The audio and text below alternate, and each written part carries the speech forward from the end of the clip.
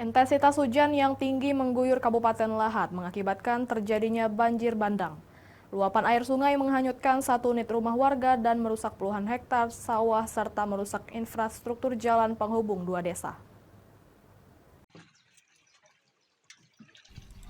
Proses pencarian tim rescue Basarnas Sumsel mengkoordinir seluruh unsur SAR gabungan yang berada di lokasi. TNI, Polri, dan masyarakat sekitar dibagi menjadi beberapa regu. SAR unit dengan tugas dan fungsinya masing-masing.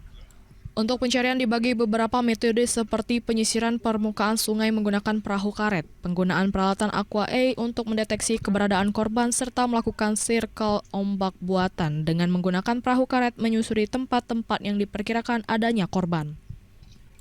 Kejadian berawal ketika korban sedang mandi di sungai dekat rumahnya. Korban akan menjakau mainan sejenis busa yang hanyut di sungai, namun korban hanyut terbawa arus. Karena dirinya tak mampu menahan derasnya arus dalam sehingga dirinya terseret dan tenggelam karena kelelahan, sementara teman-temannya tak mampu menolongnya.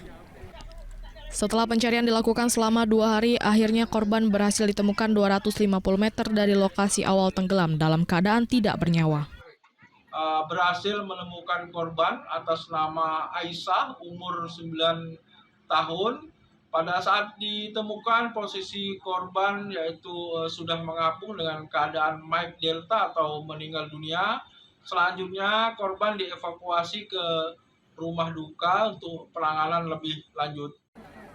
Dari Banyuasin, Ahmad Saiful, iNews melaporkan.